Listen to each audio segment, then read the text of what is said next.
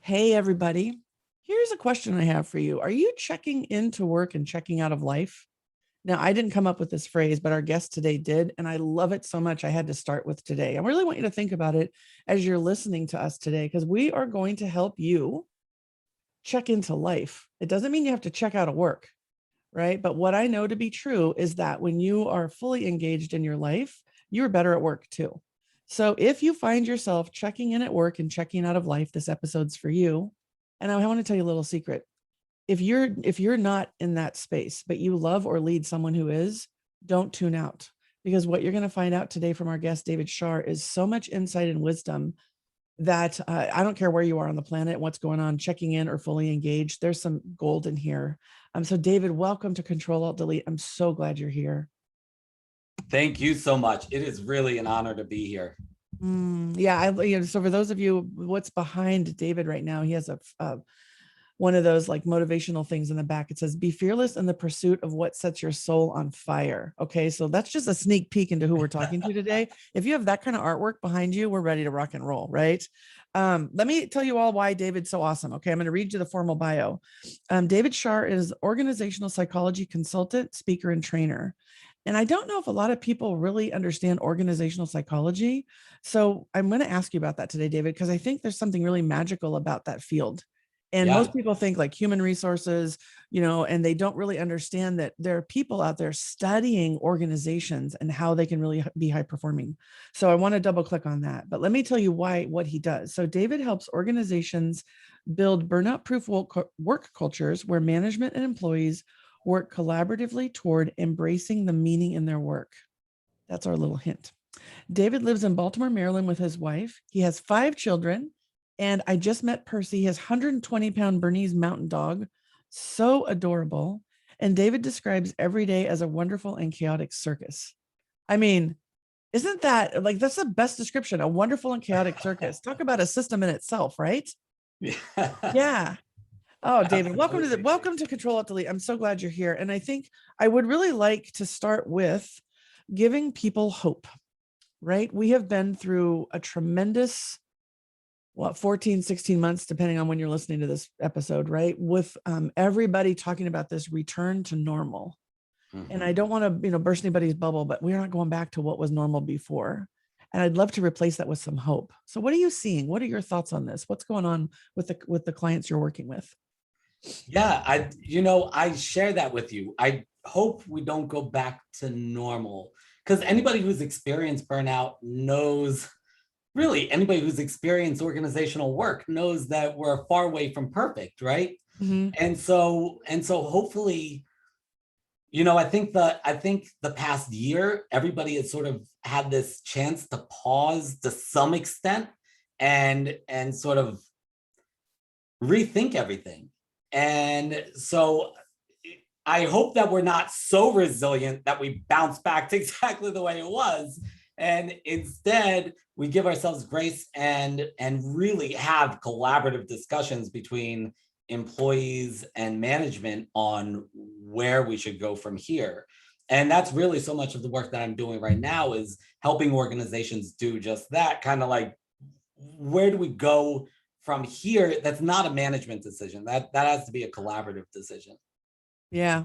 Let me just high five you. I mean, here's what I know. If we put them, if organizations decide, okay, we're going to put everyone through resilience training, which is a go-to for so many organizations. I just want to raise my hand and say, don't do that first. Please start having the conversations, right? The hope is in the conversation. The hope happens when you bring humanity into work and you start to have conversations about how might we leverage what worked and get rid of what didn't. It's as simple as that, and it's as profound as that. And I'm seeing that too. I'm seeing that the organizations that are willing and open to having those conversations, those are more hope-filled cultures right now. The other cultures where it's management or leadership just dictating down, back in the work, June 16th, back in the workplace. By the way, you're not going back to work, as I say, right? You've been working. This is back to the office, if you will. That's not hope-filled for anybody, right? So I love that you're doing the work that you do. I think it's so important. Yeah. And that's so true. I always say we have this super focus on resilience training, Yeah. and we sort of put everything off to the side, and it's either resilience training, which if that's what you're doing alone without any of the other pieces, then in a big way, it's sort of placing the onus, if not the blame, onto the employees. Yeah. Right? That you've got to toughen up, right? We're going to keep doing the same thing, but we're going to teach you how to take it. If you go to the other side, which happens often, it's management thinking, okay, we've got to put this in play, we got to put this in play, and then it's putting all the onus and responsibility on management. And I don't think that we get anywhere doing one of those things. I think when we come together and we do resilience training as part of this greater sort of process where we're building in purpose, and we're getting rid of those, what I like to call vestigial policies, which are like in biology, there's the vestigial structures, these parts of your body that don't have any purpose anymore, but evolutionarily they did.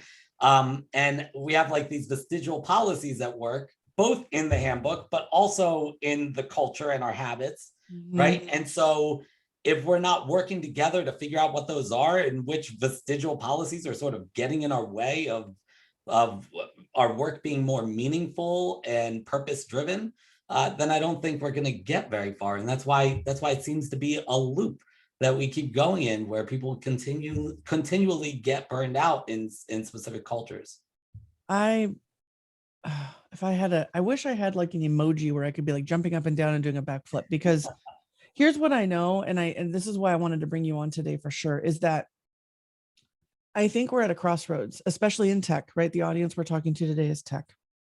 Tech is the always on, never good enough, will replace you tomorrow culture. That's how we roll in tech, right? And I'm on a mission to change that. And I believe that that starts with bringing humanity into the office, right? And that means telling the truth. So let's just say the organization, at the recruiting level says, listen, here's the reality. We're going to feed you. We're going to wash your clothes. We're going to make sure you sleep here at night comfortably. You're going to miss every birthday party for the next 3 years. You're not going to recognize your spouse in a couple of years, but you're going to make a shit ton of money, right? You in? Like, some companies are saying people are most important, you're everything, blah, blah, blah. And yet it's BS by the policies and the procedures they're putting in place. And so I would love to just double click on that with you, that if you're not the CEO, but maybe you're the vice president, heck, maybe you're the first line manager, and what the truth is, which is that we were going to pay you all this money, feed you, and make, 3 years later, look back, and that you really believe in the product, or you believe in what this company is doing for the environment, like, electric cars, let's just say, right? How can you find your purpose and find your boundaries? Like, what advice do you have for people that are stuck in that always on, never good enough kind of system at an organizational level, and yet trying to plug in and kind of hunker down and speak up and not give up their whole life? Yeah, I think it's about aligning your values, right? And it's about really sort of job crafting. You sort of take the job that you're given and you could work it to the letter, but nobody does that, right? You were in HR. Have you ever heard of hiring somebody who you think is going to stick to the letter of the law with the job description? Of course not. Yeah. Everybody in their interview tells you how they're going to go above and beyond, and they're go-getter. And if you thought somebody was just going to do the bare minimum, even though that's what you're hiring for, it's not what you're hiring for. You wouldn't hire them. So I think often people start out going above and beyond and trying to job craft and make those connections to something deeper because they want to be significant. They want to find significance in their work. But then they at some point see that the organization isn't going above and beyond. They're sticking to the letter of the law. So if it's transactional on one end, it's very likely going to become transactional on the other end. So but somebody's got to break. And if you are, from whatever seat you're in, you're trying to go deeper, it's really about going deeper. Where can you connect? And if there's nothing to connect to in the organization, find a new organization. Exactly. Yeah, that's like so basic, right? But to some people, it's so what? I'm going to just force it? Yeah. I'm sorry. I'm with you. Yeah, no, you're absolutely right. Some people feel handcuffed to the organization anyway. Yeah. Right. Well, they do that with stock too. Stock is like, well, I'll just hang in for 3 years while my stock vests. And I'm like, that's 3 years of your life. Right. Yes. Yeah. Yeah. And some of the most toxic employees that I've seen are the really tenured employees, because oftentimes those are the people who, if it's not a great work environment, those who are the people who would stick around for so long, they're the people that are unable to sort of pull away. They're out of fear or something deep inside them that they're not able to pull away, or they're just part of the toxicity, like that. This is where they thrive. Yeah. And so when you see a toxic work environment, usually it's the more tenured people who are sort of living that, and then creating it for future generations of workers. But I think that it's really important to know that if the seeds are there, the values are there, and show me an organization that doesn't add value to the world, I'll show you a bankrupt organization, because by definition, they have to be offering some product or service that somebody feels betters them, right? Yeah. And so to align with that, if you begin to align with that and talk about it, other people could start to align with that a little bit more too, and really be focused on it. And one of the things I love to say is that mundane tasks are not necessarily the same as trivial tasks.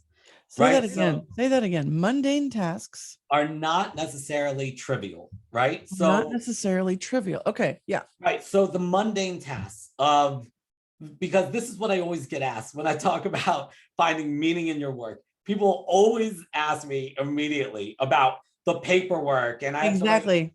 Right. And all this stuff that I have to do. And it's like, okay, that's mundane, but does it get you to the bottom line? Not meaning the bottom line dollar-wise, but the bottom line, does it move you closer to your mission? And by your mission, I mean the collective the organizational mission, but I also mean your personal mission, which I think that everybody should have some sort of idea, or at least an open-mindedness to some sort of idea of what's this all about for me? And by what's this all about, I mean way deeper than work, but definitely work is a huge part of that.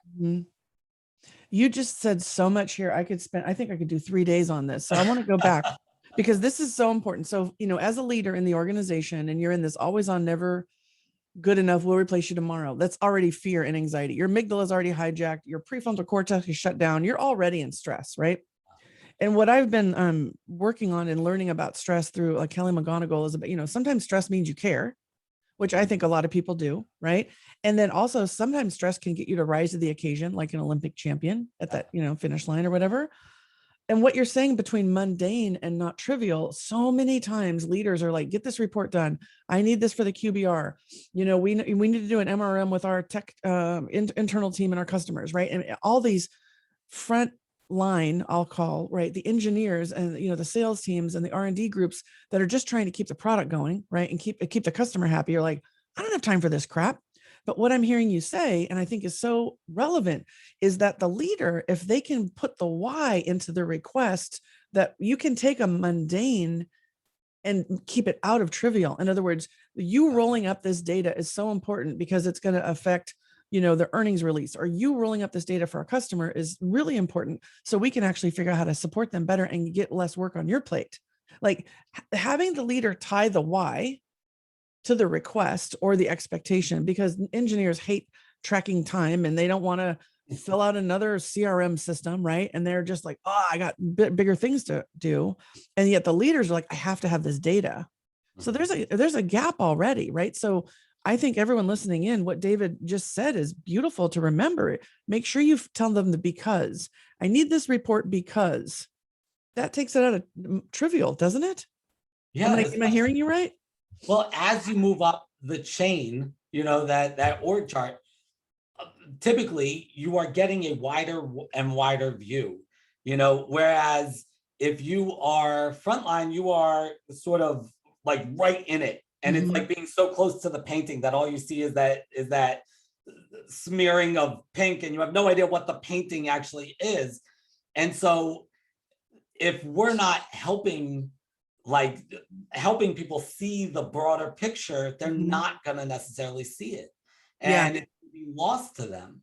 And what did you talk about in that initial interview with them when you were telling them about the organization? Did you tell them about, the paperwork? Like you weren't talking about the mundane tasks. You were talking about the vision of the organization in the interview, right? And so then they get in and they lose sight of that because they're this small piece of it, but that they're also an essential piece of it, or you're wasting your money as a manager if they're Right. not Yeah. essential, right? Yep. And so just help them see what the end goal of this work is. And people oftentimes won't ask you. You've got to volunteer that information. Yeah. It sounds, I would use the word intentional. You have to be intentional with it, right? Yeah. Volunteer it. So I think this goes right into my fabulous love of organizational psychology. I mean, can you just help people understand? Because what you just described is part of the work that you do, right? It's taking a look at the larger system and then the pieces in between. So for a leader listening in who's like, organizational psychology, what does that have to do with me getting my job done or bringing purpose to the world or not burning out? Just give us a little bit of insight here, because I think it's a game changer when people understand there is a practice here, there is a discipline here that can really add value to your organization.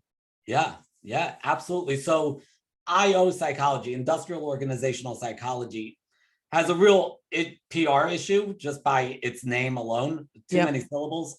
And it's really what it is bringing the data and the science, the psychological science, the social science to HR and to the people at work, right? We don't have to reinvent the wheel every time there's a new issue within the workplace, because the studies have been done and the research is there, and we're continuously researching on things like change management and employee selection methods and training and development, and we're really constantly looking at these things, and burnout, what causes burnout, and what's engagement, is it actually a thing? Because you see every engagement survey asks completely different questions, and it's like, is having a best friend at work really engagement? Like, I don't know, maybe, right? But to ask the questions, right? But to ask the questions as a scientist, I was having a conversation with another consultant, and this individual was saying, well, if you want to measure whatever it is, employee engagement, it doesn't matter what the research calls it, it's what it is to that organization. But if that organization is just making up terms, then what's the meaning behind those terms, right?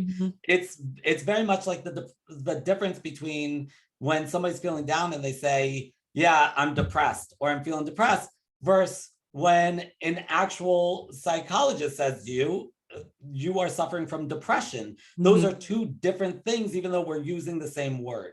Yeah. So that's what it does. It brings the scientific method to work, and understanding the people at work and how we can, my soft spot is motivation of every kind, from burnout to meaningfulness to work as a calling, but to really understand how people tick and what boxes work checks off for people.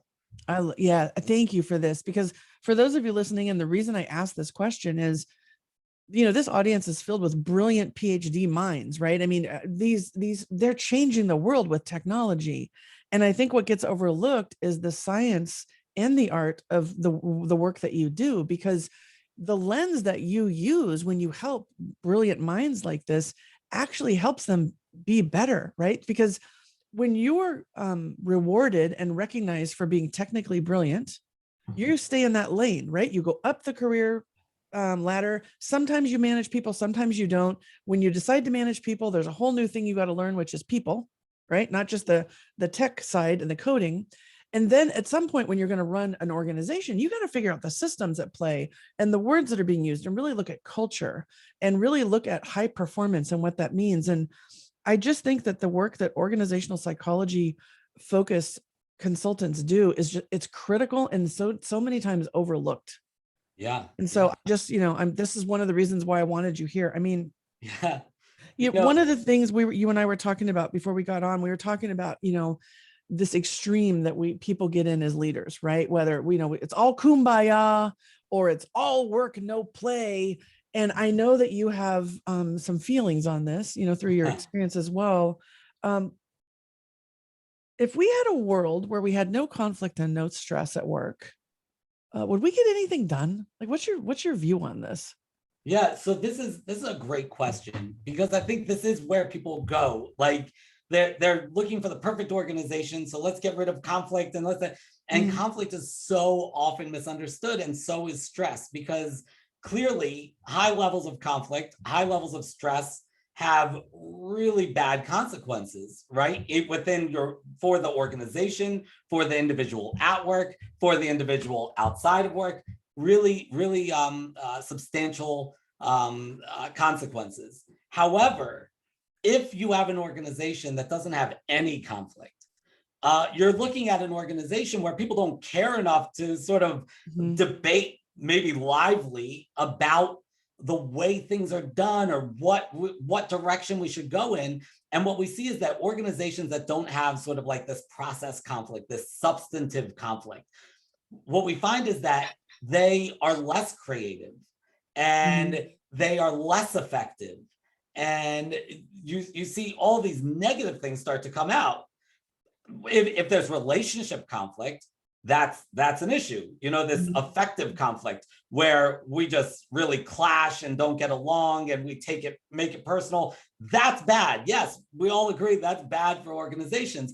But this substantive conflict, having conflict about the process, about the task, and being able to fight it out without it becoming personal is really essential for an organization to grow, especially in such a VUCA world, this Oh, volatile, sort of yes. ever-changing environment. So one of the catches here, by the way, is that when we see substantive conflict rising, we Mhm. see effective conflict rising too. So as people get in more conflict about things, it's hard to not make it personal.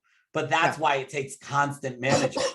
And the most desirable things within an organization are sometimes the hardest. And this is where management earns their paycheck, right? I Yep. mean, to help guide people and help create scenarios and create an environment where the right things are where they're motivating people toward the right path, and sort of steering them away from things like effective conflict. And the same thing with stress. You want a certain amount to energize you, Right. and Yep. to help get things done. I have horrible ADHD. Without stress, nothing gets done. Like as soon as something gets stressful, then I get it done. And but until then, nothing gets done. So everything needs some moderation to it. Mhm. The extremes, like you said, are never healthy. Well, what you said here, I'm having a moment of allergy. So if anyone's watching or listening, I have one eye, I'm crying I because thought it was getting to you. you were totally getting to me. But here's the thing.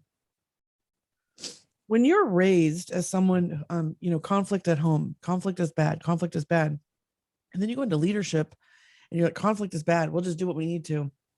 I think it leads to burnout. I mean, I'm just going to highlight this for a second. So many leaders don't want conflict. And what you're saying is flip that around and let's embrace conflict as a sign that we care and that we have an opportunity to do things, right? When you think about COVID, in 72 hours, talk about conflict and stress. Everybody work from home. If you don't have a laptop or a desk-based computer, we're going to figure it out. Everybody shift, talk about conflict and competing priorities, but they figured it out. So when I think about, marketing doesn't understand what the sales team needs, and, the IT team doesn't give me more Amazon web space when I need it. And facilities doesn't, they're making these crazy ass decisions on where we're going to put people. I mean, all that in my mind, I think is actually an opportunity Mhm. if you don't take it personally. So in the examples I'm giving, what I want to pull through what you're saying, it's always, that's like a blame, a departmental blame or a functional blame. And what I know is when conflict arises, you can blame the problem and not the people. And that's when the magic happens. That's when it's like, even at home, if the trash isn't taken out, instead of you didn't take the trash out, I've learned to say, oh, the trash is overflowing. What are we going to do about it?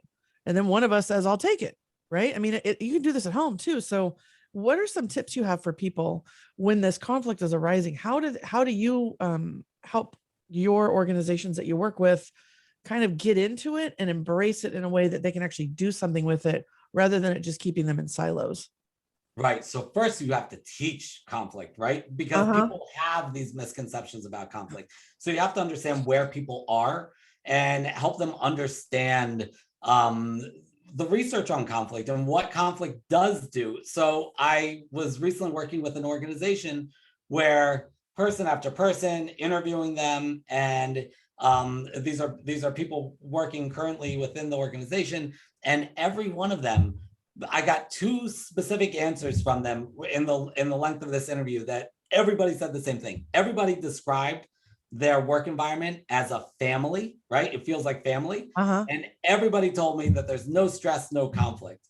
And I was left scratching my head and wondering how messed up my family is, because I've never heard of a family without any conflict. Right.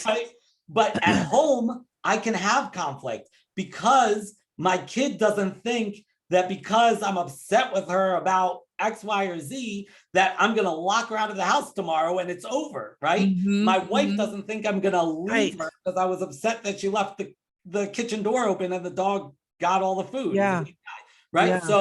So like there's this safety, this trust that has to come first before the conflict before healthy conflict can sort of take hold. And it's actually cyclical, because the more healthy conflict you have, the more you can trust people. The more trust you have, the more you can have this healthy conflict. But I think it really needs to come down to, is this organization, are we different factions within one just sort of conglomerate, or are we all pursuing the same thing? We all want to impact the world in the same way. And whereas, marketing may be the arm, finance is the leg, right? And we're all doing the same thing. I actually, it's like the beginning to a horrible joke.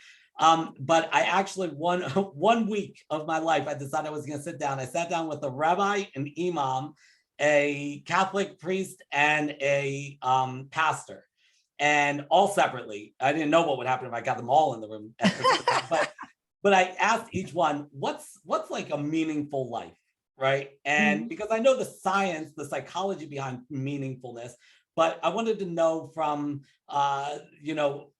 these religious minds, what is meaning in their theology? And across the board, there's this idea that people come together, diverse people, everybody has their own sort of gifts, their own missions, and they complement each other. And that's what we're supposed to do. We're supposed to come together in ways that we complement each other and can then go out and conquer the world and bring on whatever that religion wants to bring on. But within the workplace, that's what they're describing to me. They're describing work. These people are coming in diverse groups of people, not just talking about like surface level diversity, but like this real deep level diversity where people think differently and process differently and have different skills, and they come together like doing their part to move forward. And when we're doing that, and we can sort of fight over things in the process and let the best ideas win, because we're moving together and we all have the same interests, that's where conflict really works. Yeah. Excuse my allergies. When you say the different religions, I mean, it does describe work, right? If you look at each of the functions, that can be their own religion, right? We believe this is the most important thing. We believe this is what I'm hearing you say. And I think is so important is, I guess this is a challenge for anyone listening right now. Who are you having conflict with? What function, what department, what person? Really taking a look at why are they so focused on what they care about? And can you figure out a way where you guys can align, right? Really, the challenge is not to see them as the enemy, if you will, but to really think, oh, they care deeply too. How might we, whatever you're trying to solve? I'm curious, do you have a go-to question or phrase when you're helping teams come together and see each other's point of view? What is a way you help them? I love taking the opportunity to ask people from one team what they think are the motivations, or to describe to me the motivations or what the other group wants, right? Because chances are they never thought of it outside of this two-dimensional kind of thing. And that's really where it begins, understanding, I love to say, like, everybody wakes up every morning, they're the hero of their own story. and they want to go and do good. Nobody wakes up in the morning, they're like, how much okay, not nobody, but most people don't. Hopefully nobody in your organization wakes up in the morning and like, what havoc can I bring out? And, right. And so people are generally motivated by specific things, and to understand their motivations. Instead of in negotiation, you talk about position versus interest, right? We take a very specific position and we say, no, I want that piece of pizza. No, I want that piece of pizza. And then it turns out that one of my kids eats the crust and the other likes the cheese. And so, okay, everybody can have but they're not recognizing that. They just both know that they want the piece of pizza. Right. So it's about getting beyond the position and really getting to the interest at heart with the person. And then if we have that trust, and we're able to sort of empathize and start thinking like the other person, and really sort of putting ourselves in their shoes, then we can start to open up dialogue and try to find the best answer, which is not necessarily my answer. Yeah, man, that's deep. I mean, I hope everybody's taking some notes, because what you're talking about is it's a shift in how you show up, right? You're talking about being curious, staying curious, even when you're triggered or pissed off and thinking the other guy's a jerk or whatever. It's being curious. A lot of times in HR, we used to call it the reasonable person standard, right? When you were trying to talk about lawsuits or whatever, when would a reasonable person say or do this, right? But I used to hate that in HR, but I absolutely love it in consulting, because it implies, when I say, when would a reasonable person prioritize this over that, they go, oh, you mean they could be reasonable? Wait a minute. I just thought they were an a-hole, right? Like, no. They might have a reason too. So helping people to stay curious is what I'm hearing you say, and being curious about what might motivate that other person, because it might not be what motivates you. Right. And so when we talk about, are you clocking into work and clocking out of life? For me, when I heard that, it really was like a sucker punch, because so many times when I was on the road to burnout, and when I did burnout, I was absolutely clocking into work and I completely clocked out of life. So I was like, where were you when I was burning out, David Shar? Right. And yet I know so many people need to hear that right now, because I know, and we talk about burnout all the time on this show, but cynicism, exhaustion, no sense of fulfillment anymore. Nothing makes you happy that used to. So if you think about all that and you're thinking everyone else is against you and this conflict is happening, it's almost like, what's the first step to even help yourself, right? Because you got to, this whole oxygen mask thing, you got to help yourself first to be able to see it bigger. So can you talk about clocking into life and having that be work too, versus just clocking into work? What tips and advice do you have for people? Because I think I think we're in a crisis right now when it comes to this. Yeah, especially now that we're always clocked into work, exactly, right? And there's no boundaries. And so it's really, you hear about people working longer hours than ever and transitioning back from one to the next. And we already know that multitasking is a myth, right? Multitasking doesn't happen. Your brain is actually switching, hyper switching between two things. And there's a lot lost in that process. When we're at home and, within tech, I imagine a lot of people that are listening to this may have already been sort of working on virtual teams. And if that's the case, hopefully those teams were sort of established in a smart and thorough way, where boundaries were sort of built in. But certainly when 2020 hit and the rest of us went toward virtual, there was no time for that. And so the organization didn't come up with any boundaries, and you didn't have time to figure out the boundaries. You didn't have time to discuss it with your spouse, your roommate, your whatever. You didn't have time to do that. And so everything sort of got mushed together and started cannibalizing each other. If we think of ourselves as separate people, where I'm one individual at home and one individual at work, that gets really chaotic and really damaging. But if we understand that I am one person, and I could say one time in my life, and I've interviewed a lot of people, a lot of job applicants throughout my career, and one applicant came and he had his own core values. He asked me if I wanted to hear his core values, And I'm like, your core Wow. values? Or you mean you want to know our core values? No, did you want to hear my core values? And I thought it was so amazing that this person Mhm. had it and then also had the confidence to offer it, and that I would understand him so much deeper just by him telling me what these are. I think it's really important to get in touch with our core values and understand what it is that lights our fire, like what it is that we're passionate about, what it is, where it is that we feel like we can impact the world. And I think it needs to start there. And that should be so much a part of your job search from the very beginning. Not to say, millennials, which now just means the youngest people at work. Right. Yeah. Millennials are like those rascals, right? Yeah. It's like the kids on my lawn. But people would argue that these younger workers, they're looking for the perfect opportunity and they want their job to be everything, and they won't accept anything less. And I don't think that that's the right solution, to not accept anything but if you know what you're about and you know what you're looking for, then you can find it within almost any situation. We were talking beforehand about my poop story. Yeah. When I was working at a kennel, I thought it was going to be pre-veterinary. I thought it was going to be a vet. And so I was working in kennels. And I remember this was one of my very first work experiences where I'm standing in the kennel and I'm pooper scooping, right? Literally picking up poop. And I'm standing close to this coworker of mine, and she's doing the same thing. And I looked at her and saw her face, and in that moment realized we weren't doing the same thing. Mhm. Because for me, yeah, okay, I'm picking up poop, but am I really? No, I'm here because I'm on this mission to help these dogs feel better and give them a cleaner environment. And this is part of my mission of continuing to grow into that role of vet, so I can care for animals more and more.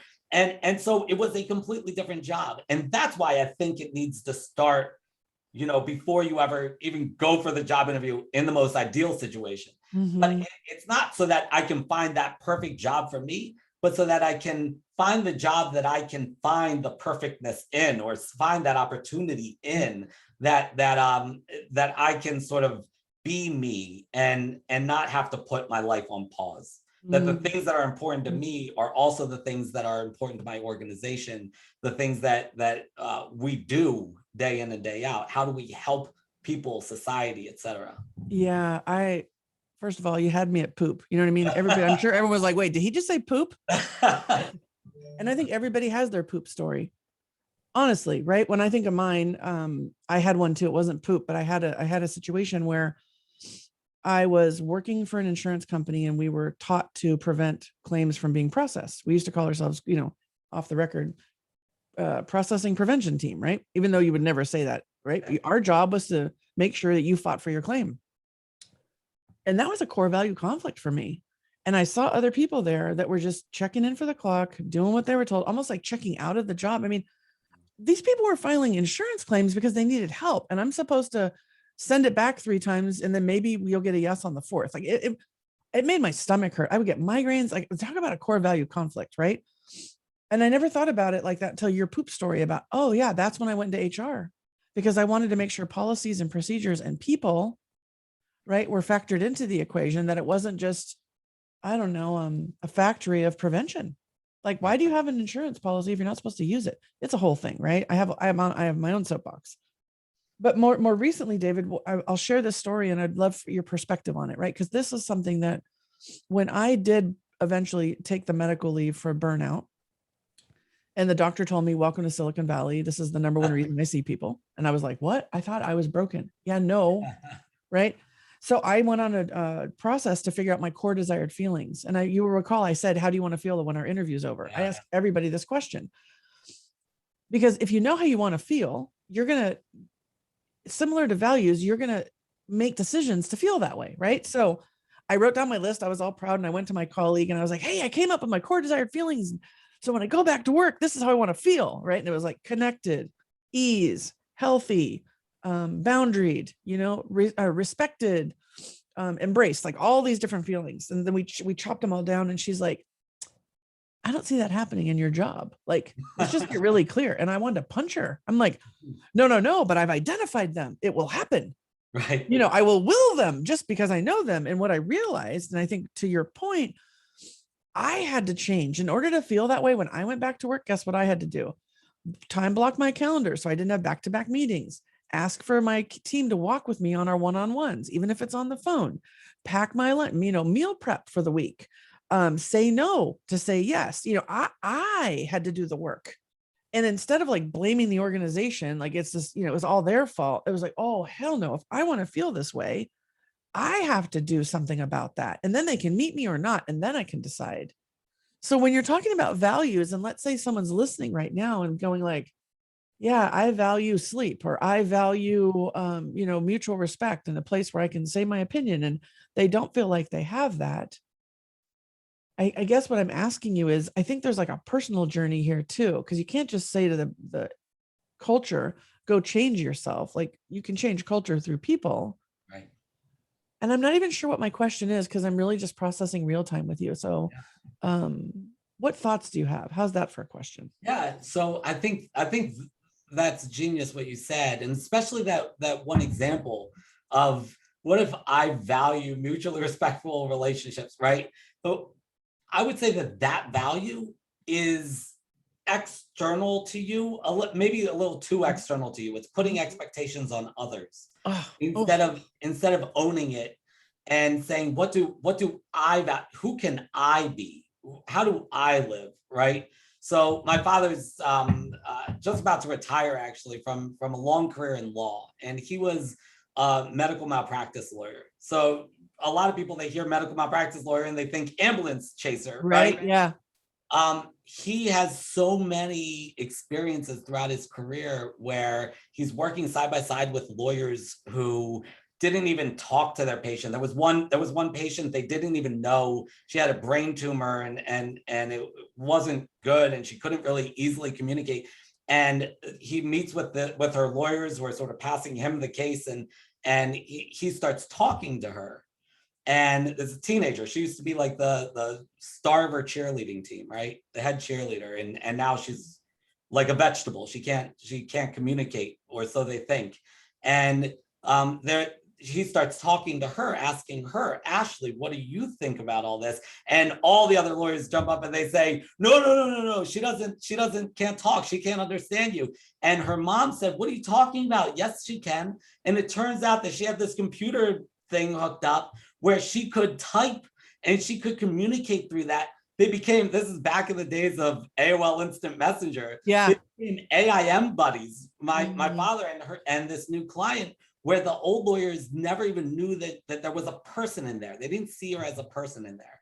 So he's in an environment where there's a lot of stereotypical types of behaviors, and people think they know what it's all about. But that wasn't for him. He decided he was going to be different, and he was going to do it his way, and it was going to be about his values, helping people who were wrong. And so he did that, and nobody could tell him not to. And that's really was the secret to his success, that he was doing it his way. If you're in a place where everybody is, you value kindness and everybody's kind, that's too easy. Really, when we're thinking about a mission, that's right. Easy. What about being in a place where it's not like that, and you are the one who is spreading the kindness, and you see it begin to spread because other people will mirror your actions, right? I forget who I saw say this, but they asked the question. They said, would you have to decide, would you rather be the thermometer or the thermostat, right? The thermometer reads the temperature in the room and reacts to it, right? The thermostat, however, that's the thing that sets the temperature. Yeah. Right? They rise above it, and they're the ones who set the temperature. And I think that's what people need to decide, that I'm going to own these core values. Can I do it here? And if the answer is no, look elsewhere. In tech, you guys have no problem looking elsewhere. I think a lot of my brother-in-law's in tech, and he recently asked me, is it still like expected for people to give 2 weeks notice or not? And I said, generally, yes. I don't know about in tech. Right. Yeah.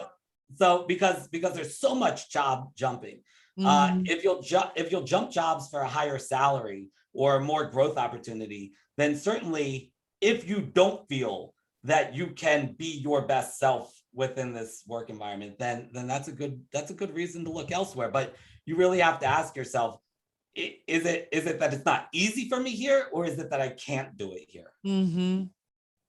This is gold. Yeah, because what we're really saying through both of our examples here is that it starts with you, right? Mm-hmm. And you talked about external versus internal. Mm-hmm. And boy, what a wake-up call it was for me when my colleague was like, you can't have that. And then I'm like, oh yeah, yes. And then I had to really get clear on that, because yeah, some of it was externally focused. And excuse me, for so many people, it's about the money. Mm-hmm. And if you get up every day for the money, let me tell you something, you are on a path to burnout. If it's just about the money, oh, the RSUs and, the vesting, and we might go public, and all this, if then or what, like, because every day of your life is that one day that you have. And this is when I can sound woo woo and on a soapbox, right? But I firmly believe we are not here just to make money. You weren't born just to make money. I think money comes when you're clear on what you want to do and why you want to do it. So like, what brings you joy and lights you up and energizes you, and why you do that, right? I mean, the reason I love tech so much is all the innovation and all the good stuff. Yes, listen, there's all kinds of stuff you can talk about, all the crap too, but there are some amazing things happening that are helping people live healthier lives, helping climate change. Like, that's amazing to me, right? And so really aligning with your own values and who you are. And I love so much what you said. Don't expect it to be easy. No one said it's going to be easy.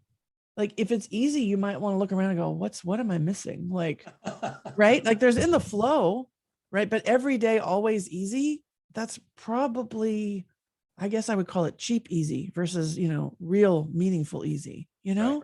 Yeah. Meaningfulness by its very definition is about this stress, like this strain, right? So one line of research describes meaningfulness, like a meaningful life, psychologically, as being the strain between the self and others, right? So when I'm all about myself, life isn't meaningful, and I think we could all pretty much agree with that.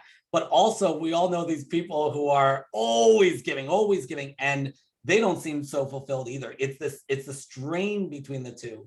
And the other dynamic is being versus doing, right? That you have to give yourself time to just think and meditate and be with your thoughts, but you also need to be doing. And if it's not a constant tug between those two, then you're going to be out of balance. So life itself is supposed to be difficult. I always tell my kids, if life is easy, figure out what you're doing wrong. Right. Yeah. Then you're not setting the bar high enough. Yeah. The thing that you said about money, I think, is dead on. My favorite coaching technique is the 5 whys. I love the 5 whys so much. Yeah. It's great when somebody says that their primary motivation is money. And people at home could do this to themselves. If that's what your primary motivation is, or something similar that's sort of surface level, ask yourself why, and just keep asking yourself why until you get to that core value that you hold, that you may not understand right off the bat. Do you feel like role playing real quick? Can we do that? Sure. Yeah. Do you want me to ask you why, or you want to ask me why? Because I think this will really help people. Listen in, everybody. We're about to do this because this is really gold. Yeah. What do you want me to ask you, or you want to ask me? I'll ask you. What is your why? Okay, so we're going to do the money one, right? As an example. Yeah. Right. So I get up every day and go to work because I want financial freedom. So what is it about financial freedom? Why do you want financial freedom? Because I grew up and without that, and I saw how hard it was on my parents and my family, and I don't ever want to wonder where my next meal's coming from or if we'll have a roof over our head. So it's about the security then, is that right? I didn't think about it that way. I just wanted money so that I wanted to feel safe. Yeah, security. Okay, I can go with that. Right. It didn't even take us 5. Right. But so that sense of security is really interesting. And then why is a sense of security so important, and how else could we, what are the trade-offs for that too, Exactly. right? Yeah. Yeah. Yeah. So if I stay, so I'm in tech and I have these RSUs in 3 years, and boy, 3 more years I'm in, right? And all this money's coming my way and I got no worries in the world. And but I'm not seeing my family, and I take on more every day, and they won't give me any more head count. And I have a big title and my parents are proud. And what advice, how can I just sit here for 3 years and just cash in? You know, that's Right. what I'm So, doing. That's for me. yeah. So find the rest. Find what else there is, because it doesn't have to be, I always jump to people's motivations. Mhm. And I think it comes naturally to me, and also through my training. There's always the motivations. What are Right. the motivations? And what I find interesting is we very often, when we're thinking of others, for sure, and even when we're thinking about ourselves, we think it's got to be one thing. And Right. Yes. so complex what Mhm. motivates us. So, okay, you can be motivated by the money, but does that mean that you have to push pause because of Right. this experience in the future? What else can you get out of this at the same time? Mhm. And what else is important for you? What is going to be at the end of that rainbow that you can't start building now? I love it. Yeah. Cause you're basically pulling in the future to today and then having you still look at what's necessary, right? Because for some people, then I'll just take my family on the business trips, or I'll plan my vacations ahead of time. There's ways you can do it rather than hamster wheel, because that 3 years is everything. And my family's all in and my kids won't be out of the house yet. For others, they wake up and go, wait a minute, my kids will be in college then and I'm going to miss out. So I got to figure out another way to get to that 3 years, not the way I'm doing it now. You can still get to the 3 years, but you got to be really clear on the why so that you can be creative with getting there. Is that what you're saying Right. too? Yeah. Yeah. And where can you set up those boundaries, right? Yes. Yep. And in a smart way, kind of compartmentalize. And I think people they get a little weird about setting up boundaries, like specific time blocks on their calendars for family time and things like Right. that, because it makes it feel less romantic or less, Right. It's not so spontaneous and just free right. flowing, right? Yeah. Right. Yeah. And very early on in my marriage, I realized, like, no, we had to schedule date night. Like, we had to. And it was something that we didn't budge Mhm. because it was incredibly important. But that way I could be incredibly driven and push forward, but also this was a priority because it Yeah. was on my calendar where the rest of my priorities are. If family time isn't on your calendar and all your other priorities are, I think you have to ask yourself, is family truly a priority? And if so, why am I not treating it like my other priorities that I time block for, that I make Right. sure get put in there? And oftentimes it's because, back to, family is forgiving, right? So they'll Family understand. is forgiving until they're not, right? Yeah, Yeah. right. And until I they're not love this there. example. Yeah. Yeah. This is a great example. So for those of you that are checking into work and checking out of life, simply just looking at your calendar and seeing what are you prioritizing. We'll talk about a wake up call, right? To David's point. And one of the things I do in my family is we do popsicle time. So every day at 3 o'clock, I check out of work and I do an hour with my daughter. And we did that when the pandemic started because we didn't have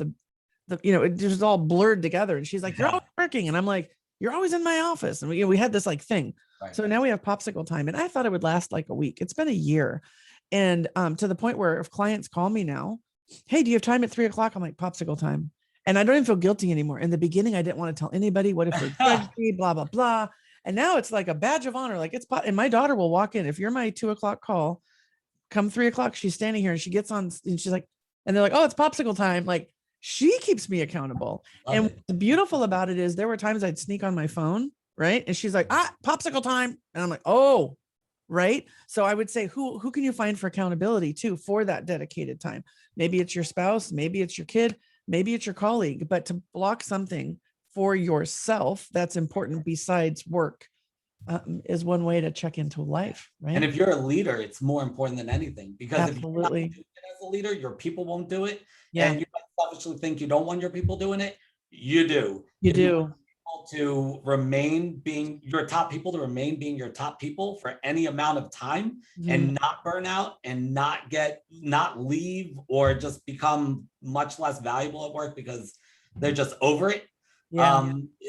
I think it's so important to model that behavior.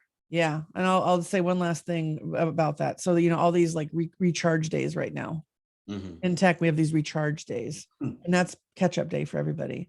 They're not going to the beach or getting a nap in. It's literally like, oh, I can catch up all week or catch up from the week. So if you're a leader and you're seeing people working on recharge days, I challenge you to change that, because that is a recipe for disaster. Resentment and burnout, like on overload, if that's what's going on. And if you're working on recharge days, stop, as Bob Newhart would say, stop it. Stop it. Right? Figure out, even if you're doing part-time, that's better than the full day. Start to figure out how to really model what a recharge day is intended for, and then they'll start to do it too. But if you're working, they're going to be working. Yeah. Right. Yeah. Oh my gosh, David, we have gone everywhere. Like we've talked about poop, people, right? But turning it into your why. We've talked about burnout and values, organizational systems. We've talked about meaning. We've talked about the different ways that you can look at how to plug into life right now and not just have it be work. We could talk for days. So what I want to say to everybody is, you know, play this again, rewind it, really listen. Are you the thermostat or the thermometer, right? What part are you owning for yourself as far as stepping into what you really want and not just having it externally? I mean, David, this has been so helpful to me. I know for those listening, there's going to be some nuggets. One question I always ask before we wrap up is, when you think about energy, right? And you think about how fast everybody's going, I know that music can be an amazing tool that gets overlooked at times. It's actually a symbol to me when I'm too stressed out because I don't have music on. So what's your go-to song to raise your energy or your vibe when you're just feeling all the stress and chaos going on? So my wife makes fun of me about the fact that when we go running, my playlist is just like show tunes. And I don't know That's why. awesome. I don't listen to that, but for whatever reason, that pumps me up sometimes. But A Million Dreams from The Greatest Showman. Oh, That song gets me dude. every time.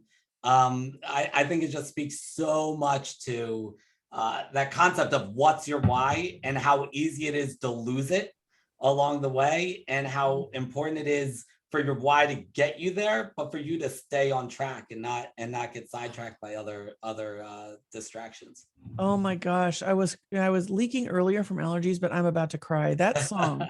Thank you for bringing that song to this playlist, because this isn't just like, you know, a feel good song to move your body. This is a feel good song for your soul. You're talking about something that gets you really clear, really fast again. It's almost like recalibrating back into what matters. Thank you for that song. Yeah. Oh my gosh. I'm like, woo. Okay. So listen, people, you want to follow David. Okay. You want to know where he's at. His website is illuminatepmc.com. And he's David at illuminatepmc.com. And listen, you can go Google and watch plenty of videos too. I mean, he's just amazing. And how lucky are we to have you here today? Thank you. This was Thank an you. absolute pleasure. Oh, I'm so glad. Any last words, any parting advice, tips, guidance? How would you like to end this session today? Yeah, I think we've all rethought what work is to us, and we've rethought our lives and what it means to us. And maybe a lot of us are really confused right now. I think this is the moment that you don't want to forget. You want to take a quick snapshot and make sure you don't bounce all the way back to the way things were. Figure out what you want to take from this. And if you're in leadership, you should be having these conversations with your employees. Where do we want to go from here? It would be, when a tragedy comes along, it's so easy to just sort of push it away and only see the negative in it. And believe me, you know, this, I agree 100% that there was a lot of negative in the past year, but for us to walk away from it without taking anything from it would only make it worse. You know, we really need to take something away from this. So we've got to decide now what that is, maybe write it down and commit to it. Well, I'm going to say one of the gifts is getting to know you, my friend. Thank you for this. Yeah. Having this last year and launching this podcast and bringing people on to have tough conversations that are needed is a huge gift. And I'm just grateful for your time today. And I look forward to supporting your mission and your work that you do out in the world. And everybody, just take it easy on yourselves today, right? And then just give yourself give yourself 10 minutes of sunshine if you can. Take a deep breath, maybe 3, you know, and if you know what your values are, awesome. And if you don't, I think that's a great place to start today. Yeah. Yeah. That's how we find our gifts, right, David? Yeah. This is great. Thank you, Yeah. Lisa. Thank you, everybody. All righty. We'll talk soon.